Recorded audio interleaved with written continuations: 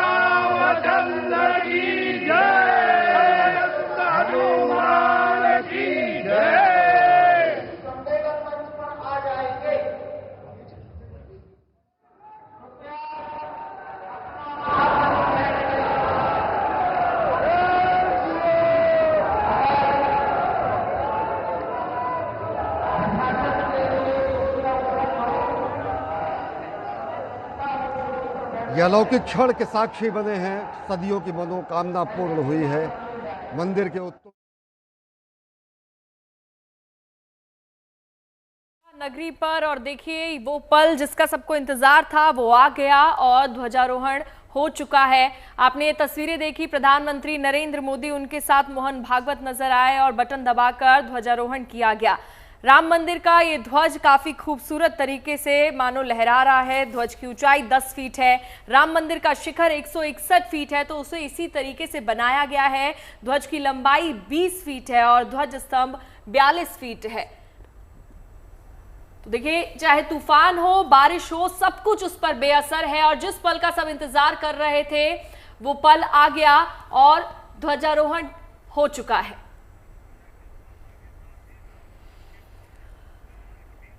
तो राम मंदिर अपने पूर्ण स्वरूप में अब समझिए इसकी घोषणा भी हो गई है, क्योंकि हम बात ही कर रहे थे कि कैसे जैसे ही ये धर्म ध्वजा लहराएगी मंदिर के शिखर पर, उसके साथ ही मंदिर अपने पूर्ण स्वरूप में होगा और इस पूर्णता को देखने का सौभाग्य हम सबको मिला है।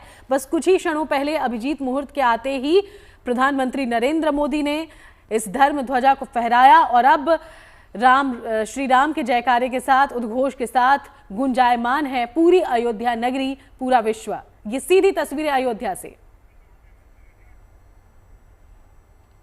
सृष्टि के घटनाक्रम में समय सबसे बड़ा नायक है। इस समय है जो बोल रहा है।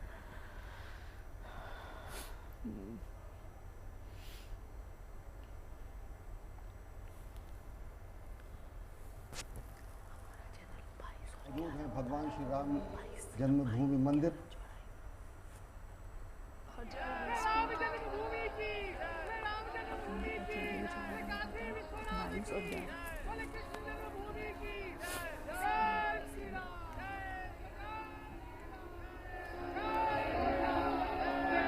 मंच की ओर से आपका अभिवादन किया गया। अब माननीय मुख्यमंत्री महोदय योगी आदित्यनाथ जी, प्रधानमंत्री जी और सरसंघ चालक जी के सम्मान में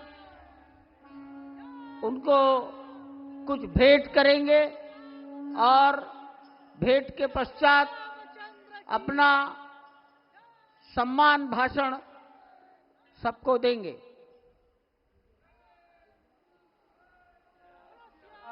देवा भद्रं पश्येमाक्षभिर्जाजतराः स्थिरैरङ्गैस्तुष्टो। सम्मान में रामलला का प्रतिमा और जो ध्वज ऊपर फहराया गया है, आरोहित किया गया है, उस ध्वज को ही प्रतीक बनाकर भेंट किया गया है।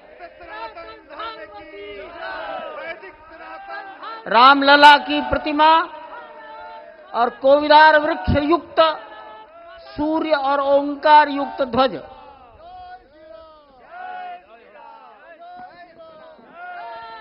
सियावर रामचंद्र भगवान की,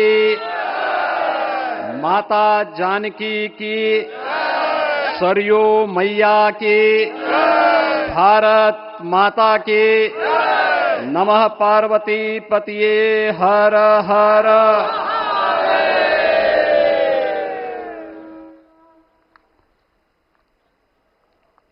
आज सफल तपु तीरथ त्यागो, आज सुफल जप जोग विरागो, सफल सकल शुभ साधन साजो, राम तुम्हें अवलोकत आजो। श्री अयोध्या धाम में मर्यादा पुरुषोत्तम भगवान श्री राम के भव्य मंदिर पर ध्वजारोहण एक यज्ञ की पूर्णाहुति नहीं बल्कि एक नए युग का शुभारंभ है। इस अवसर पर भारत के भाग्य को वैश्विक मंच पर एक नई ऊंचाई पर पहुंचाने वाले दुनिया के सबसे लोकप्रिय राजनेता और भारत के यशस्वी प्रधानमंत्री आदरणीय श्री नरेंद्र मोदी जी का मैं उत्तर प्रदेश सरकार और उत्तर प्रदेश वासियों की ओर से, सभी राम भक्तों की ओर से हृदय से स्वागत करता हूं, अभिनंदन करता हूं।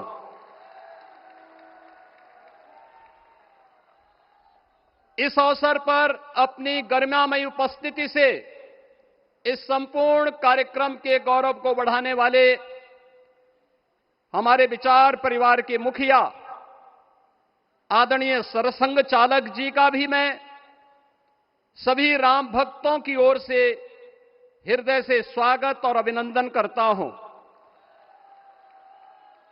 प्रदेश की माननीय राज्यपाल आदरणीय श्रीमती आनंदीबेन पटेल जी, श्री राम जन्मभूमि तीर्थ क्षेत्र न्यास के अध्यक्ष पूज्य महंत नृत्य गोपाल दास जी महाराज, कोषाध्यक्ष श्री राम जन्मभूमि तीर्थ क्षेत्र न्यास पूज्य स्वामी गोविंद देव गिरी जी महाराज, अन्य सभी पूज्य संतों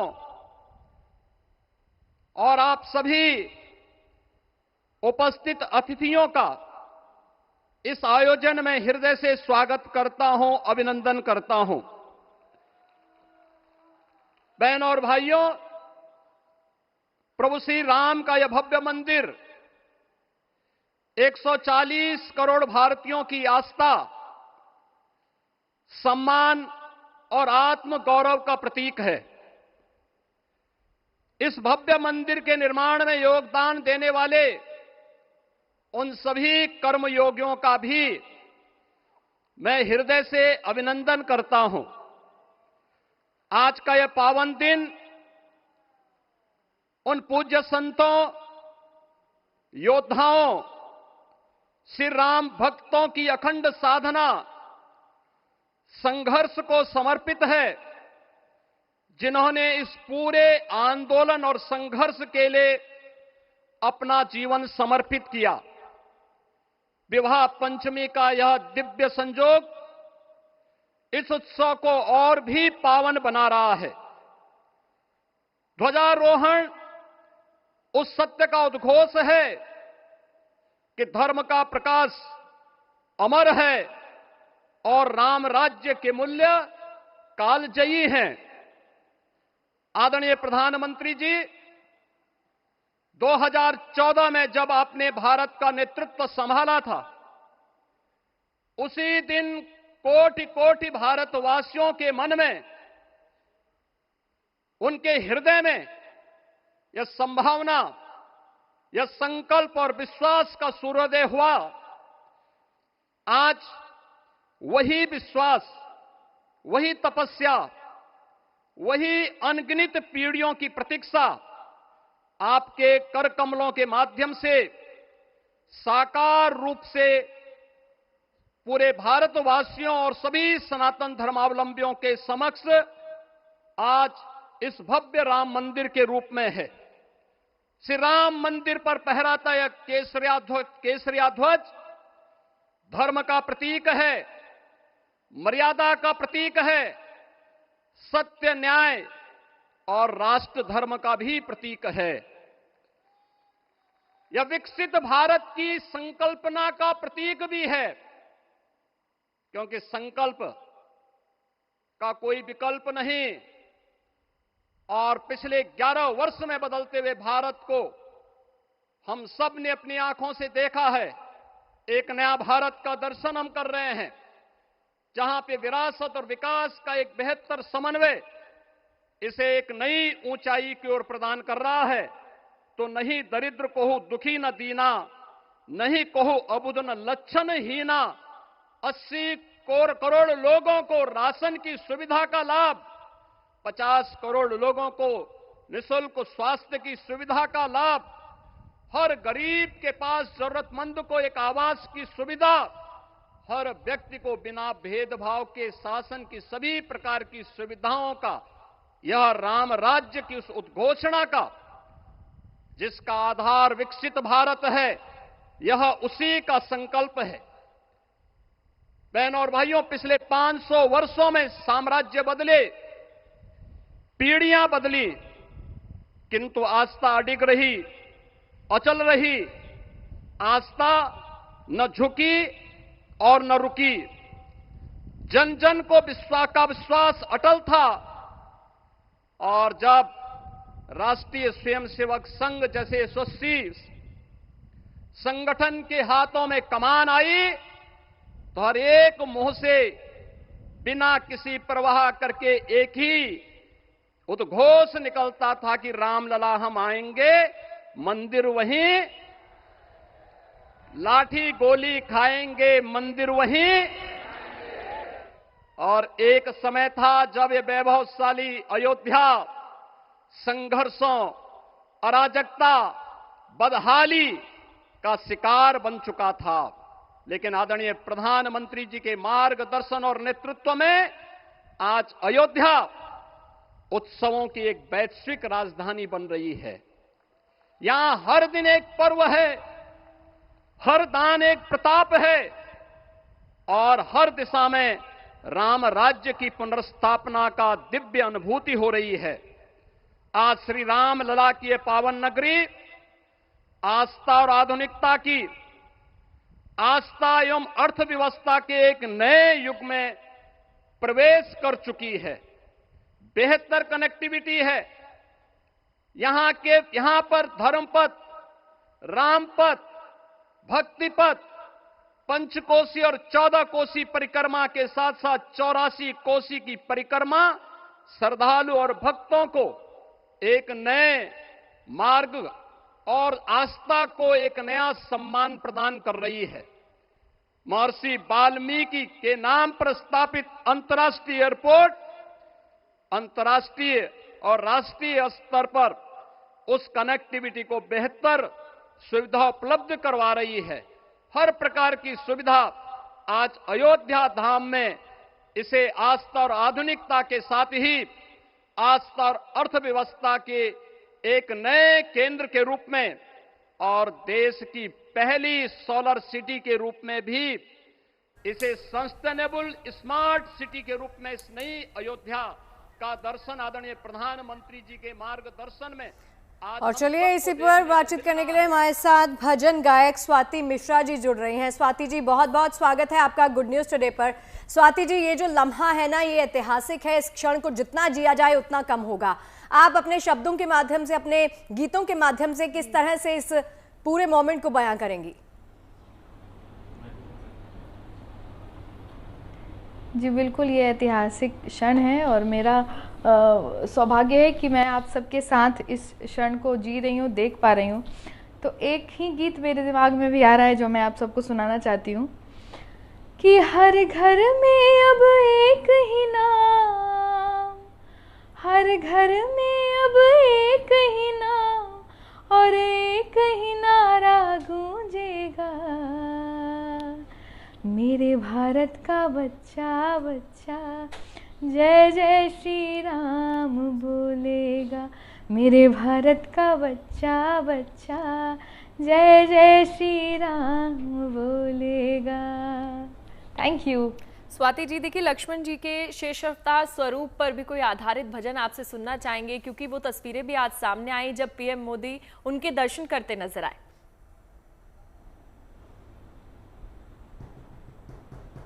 जी जी बिल्कुल बिल्कुल। तो अभी तो मैं ये सोच रही हूँ कि आपके चैनल से मैं लाइव हूँ, तो सबसे पहले मैं वो वाला गीत सुना दूँ जो गीत सबको बहुत पसंद है और जो गीत बहुत पसंद किया गया लोगों के द्वारा और हमारे पीएम ने भी उसको ट्वीट किया था। मैं वो सुनाती हूँ। राम आएंगे तो अंगना सजाऊंगी, हो दीप जला के दिवाली मैं मनाऊंगी, मेरे जन्मों के सारे पाप मिट जाएंगे, राम आएंगे, मेरी झोपड़ी के भाग आज खुल जाएंगे, राम आएंगे, ओ राम आएंगे आएंगे राम आएंगे, ओ राम आएंगे आएंगे राम श्री राम। जय श्री राम। स्वाति जी, देखिए, हम भगवान राम के बारे में कहते हैं कि जो सत्य है वो भगवान राम ही हैं और कण कण में भगवान राम समाये हुए हैं। आज भगवान राम का दिन है और उनको नमन करने का, उनको याद करने का दिन है। आप अपने शब्दों के माध्यम से, अपने गीतों के माध्यम से कौन सा ऐसा गीत है जो आपको सबसे प्रिय है, वो सुनाना चाहेंगे हमारे दर्शकों को आज? मेरा सबसे प्रिय गीत तो भजन तो राम आएंगे ही हैं जी। लेकिन एक गीत और बड़ा ही प्रिय है मुझे, क्योंकि वो जी। मैंने प्रभु श्री राम को देख के लिखा था।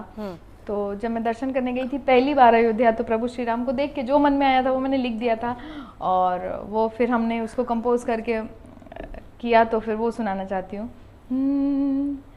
मधुर मधुर मुस्कनिया, कजरारी प्यारी अखियाँ, लग जाए ना कहीं नजरिया, दुनिया लेती बलैया, रूप से हमको थाम लिए हो, माया को भी मोह लिए हो, कुछ भी नहीं दुनिया तुम बिन, इसमें प्राण तुम्हीं से है, ये चमक ये दमक कुलवन ममक, सब कुछ सरकार तुम्हीं से है, ये चमक ये दमक कुलवन ममक, सब कुछ सरकार तुम्हीं से है, ये चमक ये दमक। स्वाति जी, और कोई भजन जो आज आपके मन में आ रहा हो आज के इस पावन अवसर को देखते हुए, वो भी सुनना चाहेंगे? भजन तो खैर श्री राम जी के मेरे ज़बान पे ही रहते हैं, बट एक बहुत ही प्यारा भजन है, मैं आपको सुनाती हूँ। मैं शबरी के जैसी दासी, भजन भावना जानो रे, भजन भावना जानो रे, राम तेरे दर्शन के हित को बन में जीवन पालो रे, बन में जीवन पालो रे, चरण कमल से निर्मल कर दो, चरण कमल से निर्मल कर दो, दासी की झोपड़िया, रामा रामा रटते रटते बीती रे उमरिया, रामा रामा रटते रटते बीती रे उमरिया।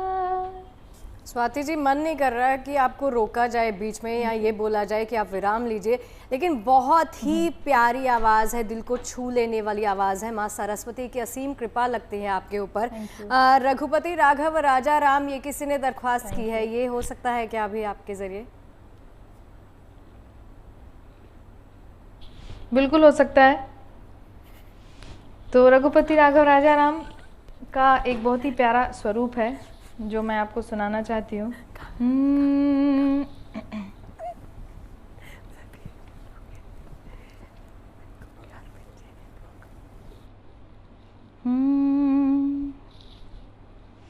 रघुपति राघव राजा राम, पतित पावन सीताराम, रघुपति राघव राजा राम, पतित पावन सीताराम, राम कृष्ण तेरो नाम, सबको सन्मति दे भगवान, राम कृष्ण है तेरे नाम, सबको सन्मति दे भगवान, रघुपति राघव राजा राम, पतित पावन सीताराम, सीताराम सीताराम,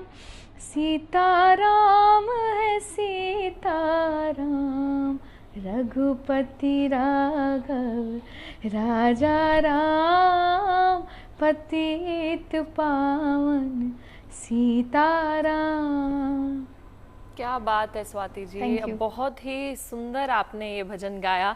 स्वाति जी देखिए, आपका ना प्रेम प्रभु श्री राम के लिए इन भजन के जरिए साफ जाहिर हो रहा है। एक भजन माता सीता का प्रेम और प्रभु श्री राम से जुड़ा आपसे सुनना चाहेंगे। ज़रूर, मैं सुनाना चाहती हूँ, और इतने प्यारे प्यारे भजन हैं हमारे पास प्रभु श्री राम और माता सीता के प्रेम के लिए। एक सुनाना चाहती हूँ कि राम को देख कर श्री जनक नंदिनी, राम को देख कर श्री जनक नंदिनी, बाग में जा खड़ी रह गई।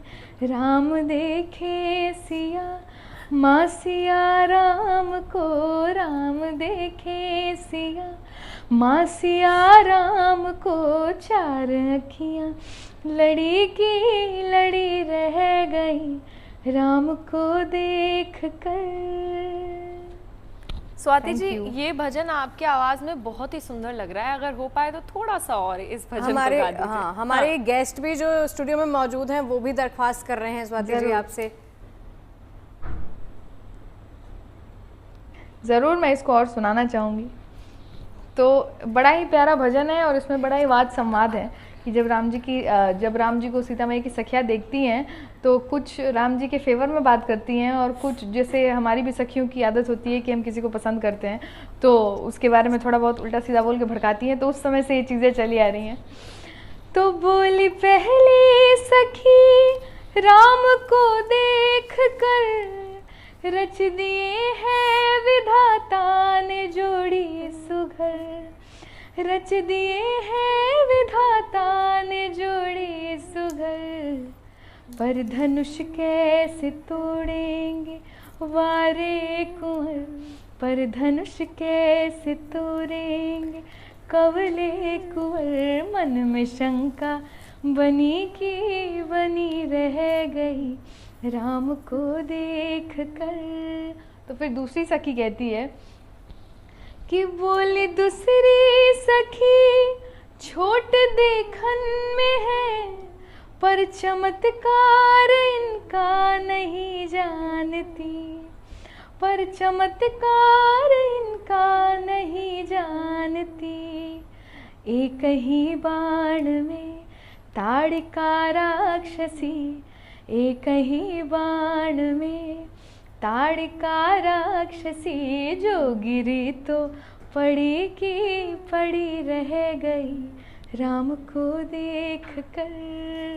Thank you. बहुत सुंदर स्वाति जी। देखिए, आपकी आवाज में इतनी ज्यादा कशिश है कि उसको सुनते हुए लग रहा है कि बस सुनते ही जाए। माँ सरस्वती की इतनी असीम कृपा है आपके ऊपर। मेरी आपसे ये दरख्वास्त रहेगी कि राम जी के महिमा मंडन में अगर आपको एक बहुत खूबसूरत सा भजन जो भी आपको प्रिय लगता हो एक बार और सुना दीजिए। इसके बाद का ही जो विवरण है वही सुना देती हूँ कि तोड़ा है जी तोड़ा है, मिथिला से नाता जोड़ा है। अब तोड़ा है जी तोड़ा है, सीता से नाता जोड़ा है। तुम उठो सिया श्रृंगार करो, शिव धनुष राम ने तोड़ा है। तुम उठो सिया श्रृंगार करो। राष्ट्रीय स्वयंसेवक संघ के परम पूजनीय सरसंघ चालक डॉक्टर मोहन भागवत जी, उत्तर प्रदेश के मुख्यमंत्री योगी आदित्यनाथ जी, श्री राम जन्मभूमि तीर्थ क्षेत्र ट्रस्ट के अध्यक्ष पूज्य महंत नृत्य गोपाल दास जी, पूज्य संत समाज, यहां पधारे सभी भक्तगण, देश और दुनिया से इस ऐतिहासिक पल के साक्षी बन रहे कोटि कोटि राम भक्त, देवी और सज्जनों, आज अयोध्या नगरी भारत की सांस्कृतिक चेतना के एक और उत्कर्ष बिंदु की साक्षी बन रही है। आज संपूर्ण भारत, संपूर्ण विश्व राममय है।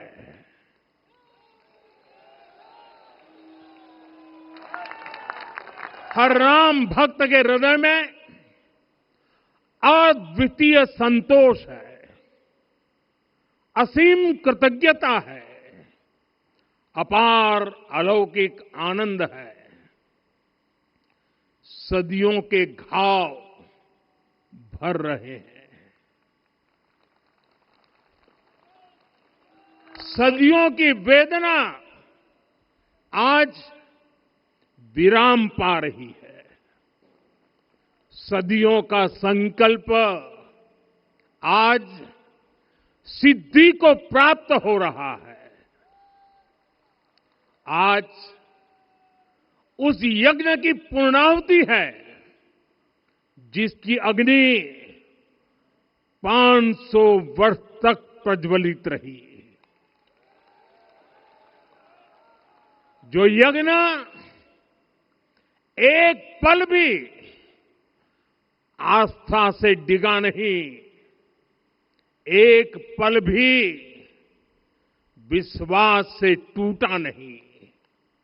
आज भगवान श्री राम के गर्भगृह की अनंत ऊर्जा, श्री राम परिवार का दिव्य प्रताप इस धर्म ध्वजा के रूप में इस दिव्यतम भव्यतम मंदिर में प्रतिष्ठापित हुआ है। और साथियों, ये धर्म ध्वजा केवल एक ध्वजा नहीं, ये भारतीय सभ्यता के पुनर्जागरण का ध्वज है। इसका भगवा रंग, इस पर रचित सूर्यवंश की ख्याति, वर्णित होम शब्द और अंकित कोविदार वृक्ष राम राज्य की कीर्ति को प्रतिरूपित करता है। ये ध्वज संकल्प है, ये ध्वज सफलता है, ये ध्वज संघर्ष से सृजन की गाथा है, ये ध्वज सदियों से चले आ रहे स्वप्नों का साकार स्वरूप है। ये ध्वज संतों की साधना और समाज की सहभागिता की सार्थक परिणति है। साथियों, आने वाली सदियों और सहस्त्र शताब्दियों तक ये धर्म ध्वज प्रभु राम के आदर्शों और सिद्धांतों का उद्घोष करेगा। ये धर्म ध्वज आह्वान करेगा, सत्यमेव जयते नानृतम, यानी जीत सत्य की ही होती है, असत्य की नहीं। ये धर्म ध्वज उद्घोष करेगा, सत्यम एक पदम ब्रह्म सत्य धर्म प्रतिष्ठित, अर्थात सत्य ही ब्रह्म का स्वरूप है, सत्य में ही धर्म स्थापित है। ये धर्म ध्वज प्रेरणा बनेगा, प्राण जाए पर वचन न जाहि, अर्थात जो कहा जाए वही किया जाए।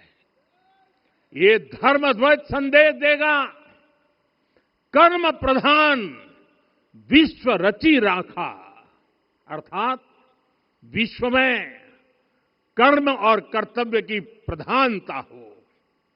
ये धर्म ध्वज कामना करेगा, बैर न विग्रह आस न त्रासा, सुखमयता ही सदा सब आशा, यानी भेदभाव, पीड़ा, परेशानी से मुक्ति, समाज में शांति और सुख हो, ये धर्म ध्वज हमें संकल्पित करेगा।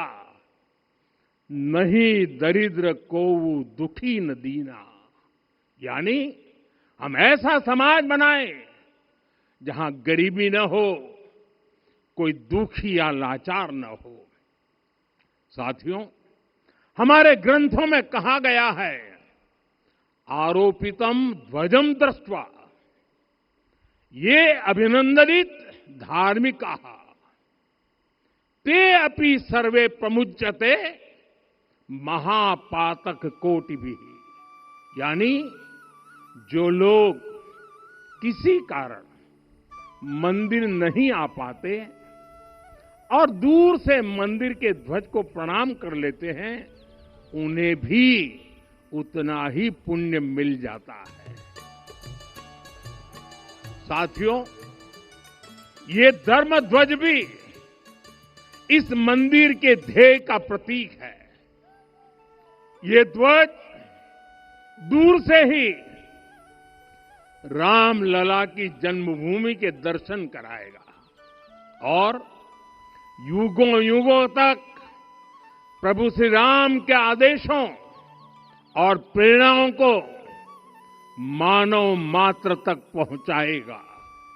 साथियों, मैं संपूर्ण विश्व के करोड़ों राम भक्तों को इस अविस्मरणीय क्षण की, इस अद्वितीय अवसर की हार्दिक शुभकामनाएं देता हूं। मैं आज उन सभी भक्तों को भी प्रणाम करता हूं, हर उस दानवीर का भी आभार व्यक्त करता हूं जिसने राम मंदिर निर्माण के लिए अपना सहयोग दिया। मैं राम मंदिर के निर्माण से जुड़े हर श्रमवीर, हर कारीगर, हर योजनाकार, हर वास्तुकार, सभी का अभिनंदन करता हूं। साथियों, अयोध्या वह भूमि है जहां आदर्श आचरण में बदलते हैं। यही वह नगरी है जहां श्री राम ने अपना जीवन पथ शुरू किया था। इसी अयोध्या ने संसार को बताया कि एक व्यक्ति कैसे समाज की शक्ति से, उसके संस्कारों से पुरुषोत्तम बनता है। जब श्री राम अयोध्या से वनवास को गए तो वे युवराज राम थे, लेकिन जब लौटे तो मर्यादा पुरुषोत्तम बनकर के आए और उनके मर्यादा पुरुषोत्तम बनने में महर्षि वशिष्ठ का ज्ञान, महर्षि विश्वामित्र की दीक्षा, महर्षि अगस्त्य का मार्गदर्शन, निषाद राज की मित्रता, मां शबरी की ममता, भक्त हनुमान का समर्पण, इन सब की अनगिनत ऐसे लोगों की महत्वपूर्ण भूमिका रही है। साथियों, विकसित भारत बनाने के लिए भी समाज की इसी सामूहिक शक्ति की आवश्यकता है। मुझे बहुत खुशी है कि राम मंदिर का दिव्य प्रांगण भारत के सामूहिक सामर्थ्य की भी चेतना स्थली बन रहा है। यहां 7 मंदिर बने हैं। यहां माता शबरी का मंदिर बना है, जो जनजातीय समाज के प्रेम भाव और आतिथ्य परंपरा की प्रतिमूर्ति है। यहां निषादराज का मंदिर बना है। ये उस मित्रता का साक्षी है जो साधन नहीं, साध्य को, उसकी भावना को पूजती है। यहां एक ही स्थान पर माता अहिल्या है, महर्षि वाल्मीकि है, महर्षि वशिष्ठ है, महर्षि विश्वामित्र है, महर्षि अगस्त्य है और संत तुलसीदास है। रामलला के साथ साथ इन सभी ऋषियों के दर्शन भी यहीं पर होते हैं। यहां जटायु जी और गिलहरी की मूर्तियां भी है, जो बड़े संकल्पों की सिद्धि के लिए हर छोटे से छोटे प्रयास के महत्व को दिखाती है। मैं आज हर देशवासी से कहूंगा कि वो जब भी राम मंदिर आए तो सप्त मंदिर के दर्शन भी अवश्य करें। ये मंदिर हमारी आस्था के साथ साथ मित्रता, कर्तव्य और सामाजिक सद्भाव के मूल्यों को भी शक्ति देते हैं।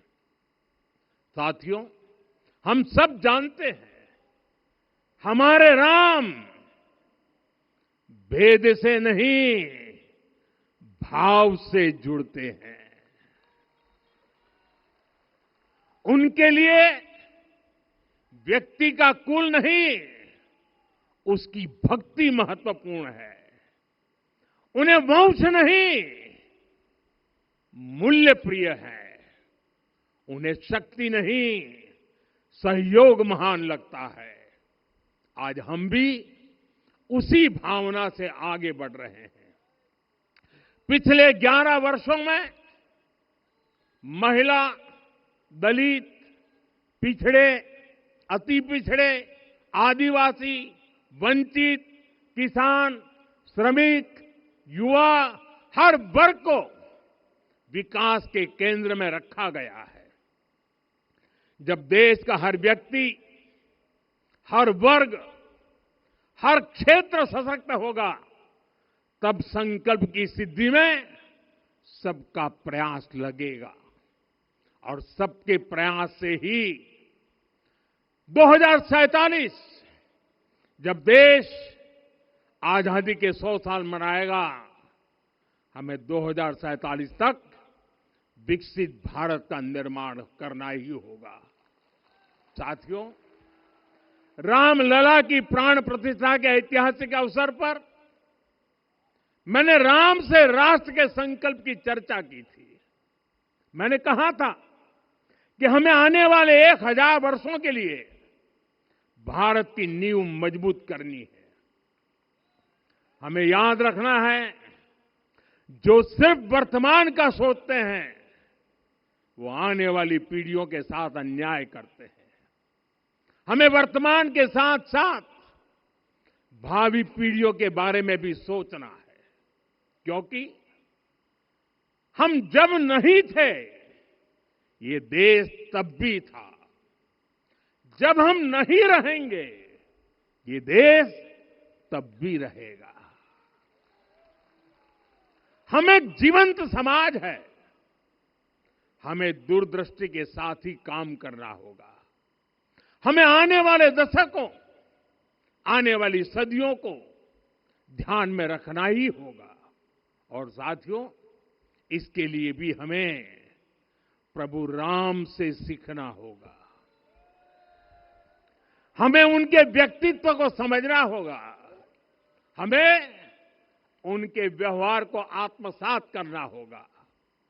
हमें याद रखना होगा, राम यानी आदर्श, राम यानी मर्यादा, राम यानी जीवन का सर्वोच्च चरित्र, राम यानी सत्य और पराक्रम का संगम। दिव्य गुणे शक्र समो रामः सत्य पराक्रमः। राम यानी धर्म पथ पर चलने वाला व्यक्तित्व।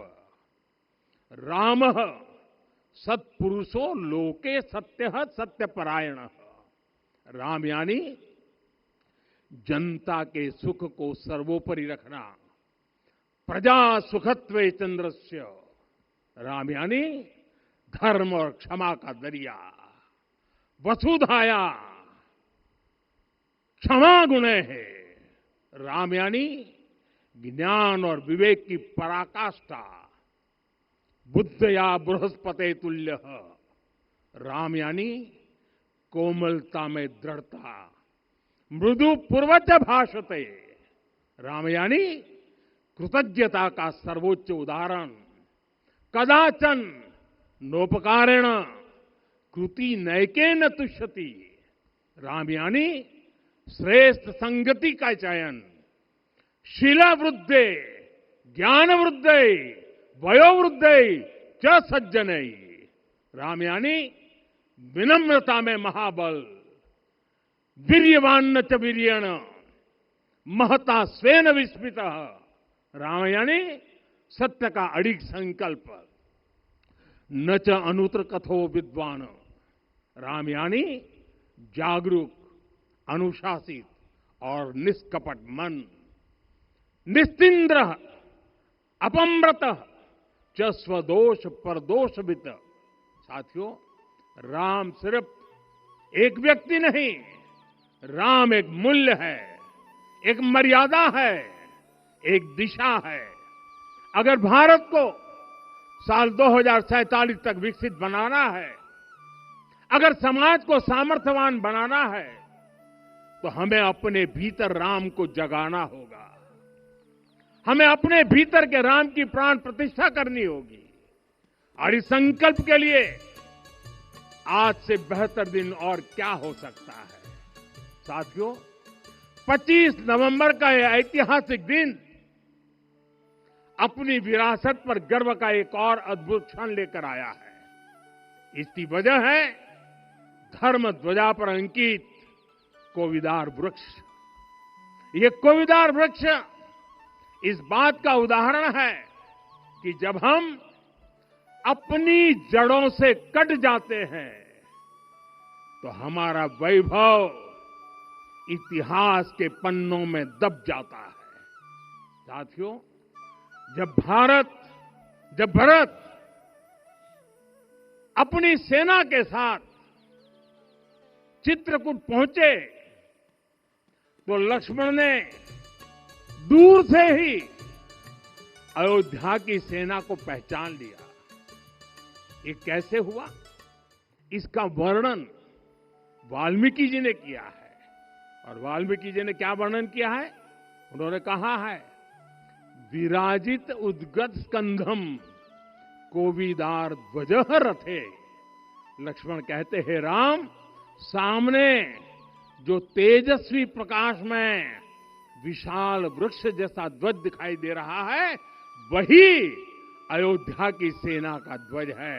उस पर कोविदार का शुभ चिन्ह अंकित है।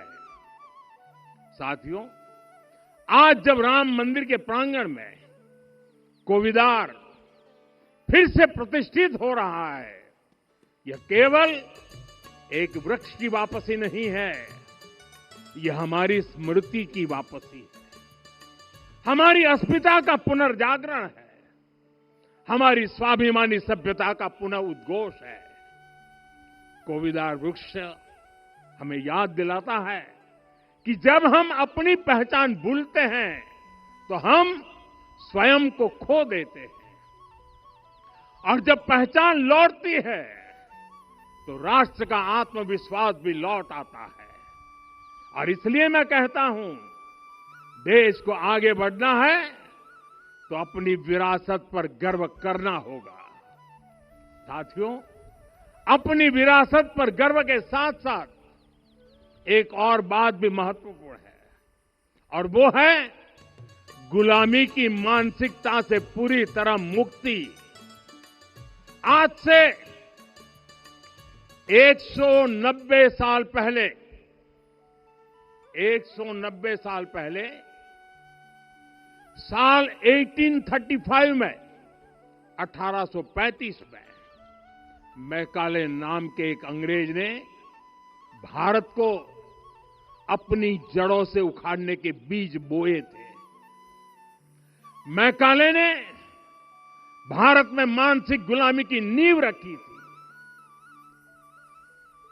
10 साल बाद, यानी 2035 में उस अपवित्र घटना को 200 वर्ष पूरे हो रहे हैं।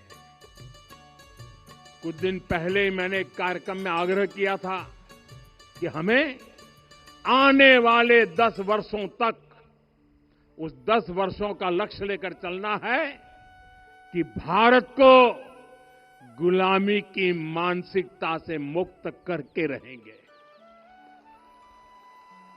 साथियों, सबसे बड़ा दुर्भाग्य यह है कि मैकाले ने जो कुछ सोचा था उसका प्रभाव कहीं व्यापक हुआ। हमें आजादी मिली, लेकिन हीन भावना से मुक्ति नहीं मिली। हमारे यहां एक विकार आ गया कि विदेश की हर चीज, हर व्यवस्था अच्छी है और जो हमारी अपनी चीजें हैं उनमें खोट ही खोट है। साथियों, गुलामी की यही मानसिकता है जिसने लगातार यह स्थापित किया। हमने विदेशों से लोकतंत्र लिया। कहा गया कि हमारा संविधान भी विदेश से प्रेरित है, जबकि सच ये है कि भारत लोकतंत्र की जननी है, मदर ऑफ डेमोक्रेसी है। लोकतंत्र हमारे डीएनए में है। साथियों, अगर आप तमिलनाडु जाएंगे तो तमिलनाडु के उत्तरी हिस्से में उत्तीरमेरूर गांव है। वहां हजारों वर्ष पहले का एक शिलालेख है। उसमें बताया गया है कि उस कालखंड में भी कैसे लोकतांत्रिक तरीके से शासन व्यवस्था चलती थी, लोग कैसे सरकार चुनते थे। लेकिन हमारे यहां तो मैग्ना कार्टा की प्रशंसा का ही चलन रहा। हमारे यहां भगवान बसवन्ना, उनके अनुभव मंटपा की जानकारी भी सीमित रखी गई। अनुभव मंटपा यानी जहां सामाजिक, धार्मिक और आर्थिक विषयों पर सार्वजनिक बहस होती थी, जहां सामूहिक सहमति से निर्णय लिए जाते थे। लेकिन गुलामी की मानसिकता के कारण इस भारत की कितनी ही पीढ़ियों को इस जानकारी से भी वंचित रखा गया। साथियों, हमारी व्यवस्था के हर कोने में गुलामी की इस मानसिकता ने डेरा डाला हुआ था। अब याद करिए, भारतीय नौसेना का ध्वज सदियों तक उस ध्वज पर ऐसे प्रतीक बने रहे जिनका हमारी सभ्यता, हमारी शक्ति, हमारी विरासत से कोई संबंध नहीं था। अब हमने नौसेना के ध्वज से गुलामी के हर प्रतीक को हटाया है। हमने छत्रपति शिवाजी महाराज की विरासत को स्थापित किया है। और ये सिर्फ एक डिजाइन में बदलाव नहीं हुआ, ये मानसिकता बदलने का क्षण था। ये वो घोषणा थी कि भारत अब अपनी शक्ति अपने प्रतीकों से परिभाषित करेगा, न कि किसी और की विरासत से। और साथियों, यही परिवर्तन आज अयोध्या में भी दिख रहा है। साथियों, ये गुलामी की मानसिकता ही है जिसने इतने वर्षों तक रामत्व को नकारा है। भगवान राम अपने आप में एक वैल्यू सिस्टम है। ओरछा के राजा राम से लेकर रामेश्वरम के भक्त राम तक और शबरी के प्रभु राम से लेकर मिथिला के पाहुन राम जी तक, भारत के हर घर में, हर भारतीय के मन में और भारतवर्ष के हर कण कण में राम है। लेकिन गुलामी की मानसिकता इतनी हावी हो गई कि प्रभु राम को भी काल्पनिक घोषित किया जाने लगा। साथियों, अगर हम ठान लें अगले 10 साल में मानसिक गुलामी से पूरी तरह मुक्ति पा लेंगे। और तब जाकर के ऐसी ज्वाला प्रज्वलित होगी, ऐसा आत्मविश्वास बढ़ेगा कि 2047 तक विकसित भारत का सपना पूरा होने से भारत को कोई रोक नहीं पाएगा। आने वाले 1000 वर्ष के लिए भारत की नींव तभी सशक्त होगी जब मैकाले की गुलामी के प्रोजेक्ट को हम अगले 10 साल में पूरी तरह ध्वस्त करके दिखा देंगे। साथियों, अयोध्या धाम में रामलला का मंदिर परिसर भव्य से भव्यतम हो रहा है और साथ ही अयोध्या को संवारने का काम लगातार जारी है। आज अयोध्या फिर से वह नगरी बन रही है जो दुनिया के लिए उदाहरण बनेगी। त्रेता युग की अयोध्या ने मानवता को नीति दी। 21वीं सदी की अयोध्या मानवता को विकास का नया मॉडल दे रही है। तब अयोध्या मर्यादा का केंद्र थी, अब अयोध्या विकसित भारत का मेरुदंड बनकर उभर रही है। साथियों, भविष्य की अयोध्या में पौराणिकता और नूतनता का संगम होगा। सरयू जी की अमृत धारा और विकास की धारा एक साथ बहेगी। यहां आध्यात्म और आर्टिफिशियल इंटेलिजेंस दोनों का तालमेल दिखेगा। राम पथ, भक्ति पथ और जन्मभूमि पथ से नई अयोध्या के दर्शन होते हैं। अयोध्या में भव्य एयरपोर्ट है। अयोध्या में आज शानदार रेलवे स्टेशन है। वंदे भारत और अमृत भारत एक्सप्रेस जैसी ट्रेनें अयोध्या को बाकी देश से जोड़ रही हैं। अयोध्या वासियों को सुविधाएं मिले, उनके जीवन में समृद्धि आए, इसके लिए निरंतर काम चल रहा है। साथियों, जब से प्राण प्रतिष्ठा हुई है तब से लेकर आज तक करीब 45 करोड़ श्रद्धालु यहां दर्शन के लिए आ चुके हैं। ये वो पवित्र भूमि है जहां 45 करोड़ लोगों के चरण रच पड़े हैं और इससे अयोध्या और आसपास के लोगों की आय में आर्थिक परिवर्तन आया है, वृद्धि हुई है। कभी अयोध्या विकास के पैमानों में बहुत पीछे थी, आज अयोध्या नगरी यूपी के अग्रणी शहरों में से एक बन रही है। साथियों, 21वीं सदी का आने वाला समय बहुत महत्वपूर्ण है। आजादी के बाद के 70 साल में भारत विश्व की 11वीं सबसे बड़ी अर्थव्यवस्था बना। 70 साल में 11वीं। लेकिन पिछले 11 साल में ही भारत विश्व की 5वीं सबसे बड़ी अर्थव्यवस्था बन चुका है। और वो दिन दूर नहीं जब भारत विश्व की 3री सबसे बड़ी अर्थव्यवस्था भी बन जाएगा। आने वाला समय नए अवसरों का है, नई संभावनाओं का है और इस अहम कालखंड में भी भगवान राम के विचार ही हमारी प्रेरणा बनेंगे। जब श्री राम के सामने रावण विजय जैसा विशाल लक्ष्य था, तब उन्होंने कहा था, सौरज धीरज ते ही रथ चाका, सत्यशील दृढ़ ध्वज पताका, बल विवेक दम परहित गोरे, क्षमा कृपा समता रजु जोरे। यानी रावण पर विजय पाने के लिए जो रथ चाहिए, शौर्य और धैर्य उसके पहिए हैं, उसकी ध्वजा सत्य और अच्छे आचरण की है, बल, विवेक, संयम और परोपकार इस रथ के घोड़े हैं। लगाम के रूप में क्षमा, दया और समता है जो रथ को सही दिशा में रखते हैं। साथियों, विकसित भारत की यात्रा को गति देने के लिए ऐसा ही रथ चाहिए, ऐसा रथ जिसके पहिए शौर्य और धैर्य हो।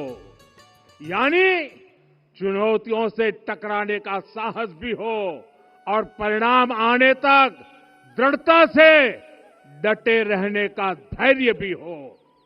ऐसा रथ जिसकी ध्वजा सत्य और सर्वोच्च आचरण हो, यानी नीति, नियत और नैतिकता से समझौता कभी न हो। ऐसा रथ जिसके घोड़े बल, विवेक, संयम और परोपकार हो, यानी शक्ति भी हो, बुद्धि भी हो, अनुशासन भी हो और दूसरों के हित का भाव भी हो। ऐसा रथ जिसकी लगाम क्षमा, करुणा और संभाव हो, यानी जहां सफलता का अहंकार नहीं और असफलता में भी दूसरों के प्रति सम्मान बना रहे।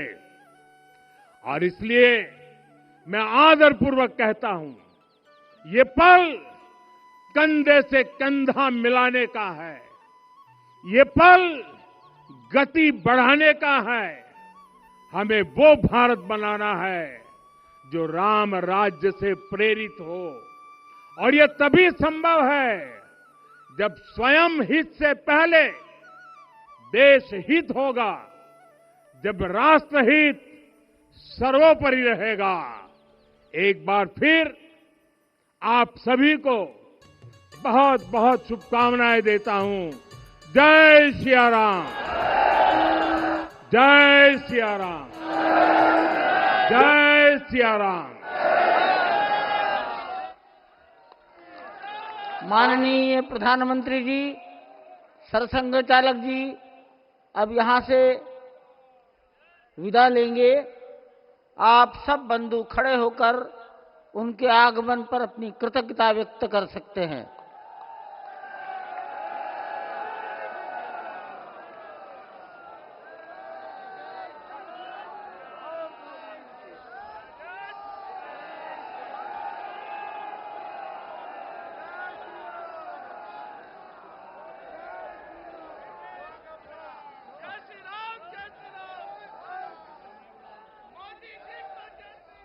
पूज्य महंत नृत्य गोपाल दास जी को प्रधानमंत्री जी ने चरण स्पर्श किया।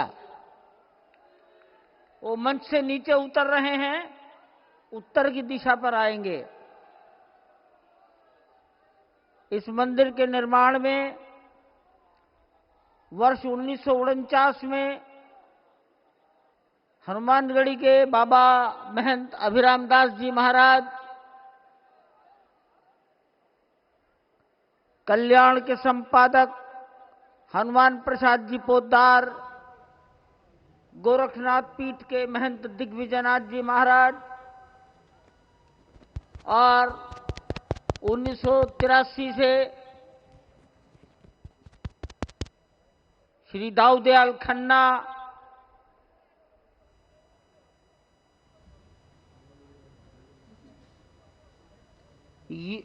यो महंत अवेद्यनाथ जी महाराज, परमहंस रामचंद्र दास जी महाराज, जगत गुरु शंकराचार्य ज्योतिष पीठ स्वामी शांतानंद जी महाराज, राम जन्मभूमि पर